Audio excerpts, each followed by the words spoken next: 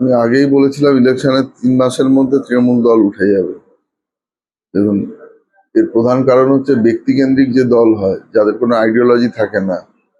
তো যেদিন তাদের পতন হয়, সেক্ষেত্রে সেই দল কোনোদিন ধরে রাখতে পারে না। কারণ আহ, যত দোষ তখন পুরো যিনি দল প্রতিষ্ঠা করেছেন বা তার অ্যাসোসিয়েট যারা রয়েছে তাদের উপরেই এসে পড়ে।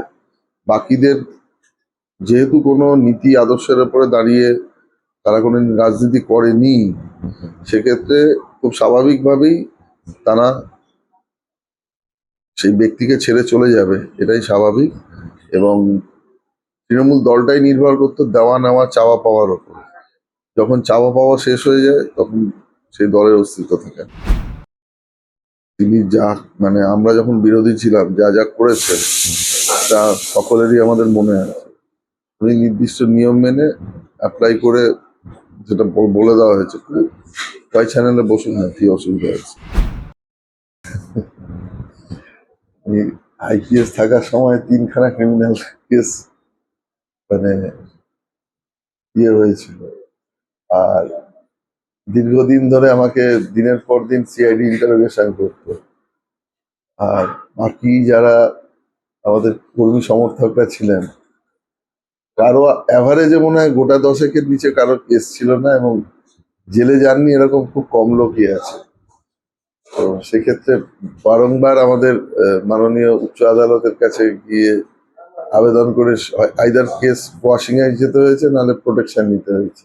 এটা ছিল নিত্য নৈমিত্তিক ঘটনা। আর এগুলো ছিল বেশিরভাগ মিথ্যা কেস। আর তৃণমূলের প্রত্যেকটা দুর্নীতির সাথে সরাসরি যোগ আছে, এবং এক একজনের শয়ে শয়ে হাজার হাজার কোটি টাকার তারা মালিক। একটা জিনিস যদি আপনার যেটা ঘটে থাকে তার উপরে তো অ্যাকশন নেওয়া হবে, এটা তো খুব স্বাভাবিক ব্যাপার। আমাদের কোথায় কি ছিল উনি তো কোনোদিন একটা লোকেরও প্রমাণ করতে পারেননি। তো তারপরেও চেষ্টা চালিয়ে গেছে। ফলে যে যে জিনিসগুলো করেছেন, এবার তো তার উপরে সেই দায়িত্ব বর্তাবে। অভিষেক ব্যানার্জি সত্যিকারের কোনো ম্যাচিওর পলিটিশিয়ানও নন। প্রত্যেকটা জিনিসই ওনার কোনো না কোনো মানে এই যে সই জাল, এখানেও ওনার নাম আসছে। কি বলবো, মানে দুর্নীতি ছাড়া বা জালিয়াতি জোচ্চুরি ছাড়া অভিষেক ব্যানার্জি একটা কাজও মনে হয় ঠিক মতো করেনি। মানে যেমন মমতা ব্যানার্জি তার উত্তরসূরি শিক্ষাটাও সেভাবেই পেয়েছে। এক্ষেত্রে অভিষেক ব্যানার্জি যে স্টাইলে রাজনীতি করে এসছে, ওটা হচ্ছে গায়ে জোরে, যেমন পাড়ার মস্তানরা যেভাবে রাজনীতি করে, ওই নেগেটিভ চরিত্র। মানে অনেক সময় দেখবেন কোনো মুভিতে ভিলেনকে দেখা যায় তাকে মানে এমন ভাবে পোর্ট্রে করা হয় যে নায়কের ভূমিকায় সে অবতীর্ণ হয়। এই ধরনেরই রাজনীতি করেছে। এই রাজনীতি বেশি দিন চলে। সব থেকে বড় সমস্যা হচ্ছে এখন প্রথমত পুরসভা বা পঞ্চায়েত গুলো বিরোধীদের আন্ডারে রয়ে গেছে। ফলে কাজকর্মগুলো ঠিক মতো হচ্ছে না, মানুষের যে চাহিদা আছে সেগুলো পূরণ করা যাচ্ছে না। তারপরে ল অ্যান্ড অর্ডার এখনো পুরোপুরি মানে স্টেবিলাইজ করার জন্য যেগুলো আমরা মেজার নিচ্ছি, সেটাকেও আমার মনে হয় সেটা হয়েও সময় লাগবে আরো কিছুটা জায়গা মতো আসতে। আর যে অর্থের সংস্থান যেটা দরকার, যেহেতু বলতে পারেন যে ইমিডিয়েটলি বর্ষা আসছে বা বিভিন্ন লোকাল যে সমস্যাগুলো রয়েছে তার জন্য যে অর্থের ব্যাপারটা রয়েছে, সেটা তো সত্যি কথাই মানে আমাদের ইমিডিয়েটলি সব থেকে যেটা বেশি দরকার সেটা হচ্ছে অর্থ।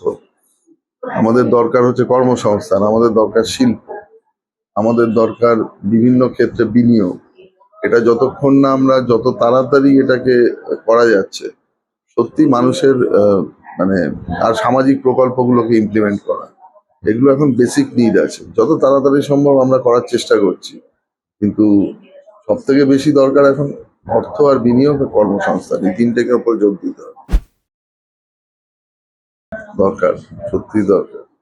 তো দেখুন, মানে স্টেবিলাইজেশন সঙ্গে স্টেরিলাইজেশনেরও দরকার।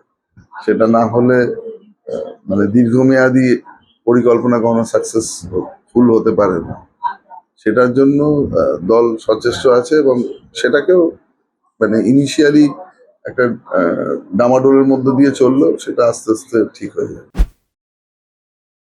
দেখুন, রাজনীতিতে তো শূন্যস্থান তো থাকে না রাজনীতিতে। সবসময় মানে কোনো না কোনো মানে আইডিওলজি, একটা মতবাদ, একটা মানুষ, কিছু মানুষ একটা আইডিওলজিতে চলে, বিরোধীরা একটা আইডিওলজিতে চলে। আমরা যখন বিরোধী ছিলাম, আমরা আইডিওলজির উপরে ভিত্তি করে রাজনীতি করতাম। পরবর্তীকালে মানে হয়তো মতাদর্শের উপরে কোনো দল আসতেও পারে, কিন্তু ঘটনা হচ্ছে যে তারা কিসের মতাদর্শ। প্রথম কথা হচ্ছে যে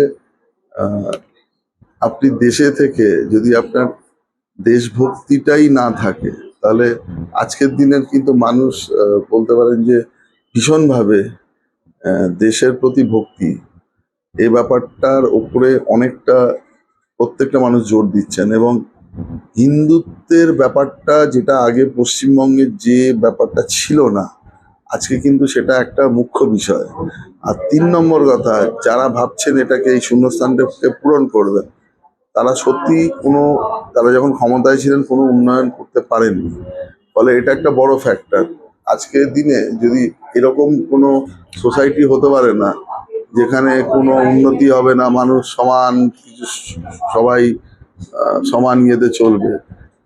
দেখুন, যেটা সভ্যতার ইতিহাসে এই ধরনের কোনো কিছু হয়নি। সভ্যতার সবসময় বলতে পারেন যে কিছু ভালো হওয়ার জন্য সবসময় একটা লড়াই হয়েছে, এবং আমরা মানুষ সবসময় চেয়েছি উন্নতির দিকে যেতে। সাম্য অবস্থা বলে কিছু হওয়া সম্ভব নয়। বিজ্ঞানেও আপনি দেখবেন, কেমিস্ট্রিতেও যখন ইকুইলিব্রিয়ামে কোনো ইকুয়েশন চলে যায়, তখন ওটা শেষ হয়ে যায়, তারপরে আর তার কোনো রিয়াকশন হয় না। জীবনের গ্রাফ রেখাও তাই, যখন সাম্য অবস্থায় চলে যাবে, যেদিন আপনার উন্নতি করার কোনো পরিকল্পনা না থাকবে, সেদিন আর আপনি কোনো কাজ করবেন না। ফলে সমাজটা ওইভাবেই, সমাজ ব্যবস্থা থেমে যাবে। দেখুন, হিন্দুত্ব এবং ভারতীয়ত্বের মধ্যে খুব বেশি কোনো প্রভেদ আছে বলে আমি মনে করি না। আমরা, প্রথম কথা, দেশে থাকলে প্রথম আপনাকে স্বীকার করে নিতে হবে, বা আপনি যদি না মানেন যে আমি দেশ আমার শেষ কথা, জাতীয়তা বোধ, এটা যদি না থাকে, আপনি এদেশে বাস করবেন আর আপনার চিন্তা ভাবনা অন্য দেশের আইডিওলজিকে অ্যাট্রাক্ট করবে বা তাদের প্রতি বেশি আপনার ইনক্লিনেশন থাকবে, এটা কখনোই কাম্য নয়। এবং হিন্দুত্ব দিয়ে আমরা জাতীয়তা বোধকে অ্যাট্রাক্ট করি, সেটা একটা হিন্দুত্ব, একটা মাধ্যম মাত্র। তো সেই জন্য আমার মনে হয় যে দুটো জিনিসের মধ্যে অনেকটা মিল আছে।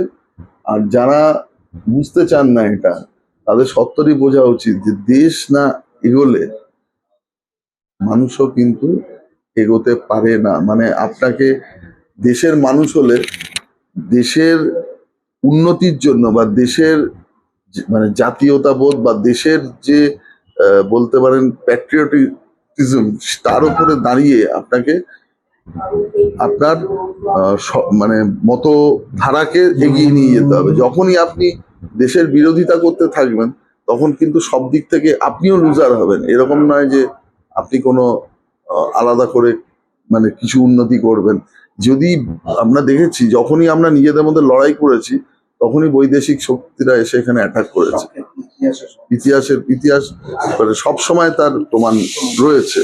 ফলে এই যে নিজেদের মধ্যে লড়াই করে যারা অন্য কাউকে স্কোপ এনে দিচ্ছেন, তারা বারবার এটা ভাবুন, মানে যারা এসছেন এখানে, তারা অত্যাচার করতে এসছেন, লুটতরাজ চালাতে এসছেন, এবং মানে সার্বিকভাবে দেশকে ডিস্টার্ব করতে এসছেন। সেটা তো সময় বলবে, এখনো বলার ইয়ে আসেনি। তবে আমার ব্যক্তিগতভাবে মনে হয় যে তৃণমূল কংগ্রেসের ভবিষ্যৎ খুব ভালো নয়। আগামী দিনে তৃণমূল কংগ্রেসের দল থাকে কিনা সেটা নিয়ে একটা মানে বড় বিতর্ক। মমতা ব্যানার্জি গাঁজা case, arms case, POCSO, murder case, এইসবে মিথ্যা কেসে জড়ানোর জন্য, বা রেপ কেস, উনি সিদ্ধহস্ত। এই যে করেছেন বলে ওনার মুখ থেকে এটা বেরিয়েছে। আমরা দুবার মিটিং করেছি পুরসভাতে গিয়ে, এবং যেগুলো আমাদের কাজের নিয়ে কথা হয়েছে, দরকারি ইয়ে নিয়ে কথা হয়েছে, মানে আমরা এরকম ফালতু আলোচনা এবং ফালতু চিন্তা ভাবনা মমতা ব্যানার্জির মাথা থেকেই বেরোতে পারে, আমরা এইগুলোতে বিশ্বাসও করি না। দেখুন, ওনার এরিয়াতে আমার 17টা ওয়ার্ড পড়ে, আমার 17টা ওয়ার্ডের কাজ থমকে আছে। কাজের ভিত্তিতে সব রকম সহযোগিতা করা হবে, আমার দিক থেকে হবে, এবং উনিও আশ্বাস দিয়েছেন যে উনি আমাদের যে আমার কাছে কমপ্লেনগুলো আসছে উনি সমস্যাগুলো দেখবেন। তো এর মধ্যে কোনো গাঁজা কেস তো দূরের কথা, সামান্য কোনো মানে অ্যাডভার্স কোনো ওয়ার্ডও এক্সচেঞ্জ হয়নি। তো আমি জানি না, মানে আমি আবার বলছি যে মমতা ব্যানার্জির দলের 80 থেকে 90% লোক ওনাকে পছন্দ করে। দূরত্ব শুধু না, পছন্দ মানে এতদিন যেটা ছিল জোর করে ভয় দেখিয়ে জানতো যে বিরোধিতা করলেই কেস দিয়ে তাকে মানে তার জীবন নষ্ট করে দেবে। তো তারাও আমার মনে হয় যদি খোলা হাওয়াতে যদি কাজ করার সুযোগ পেত, তারা অনেক ভালোভাবে কাজ করতো, তাদের এইরকম দুর্দশা হতো না।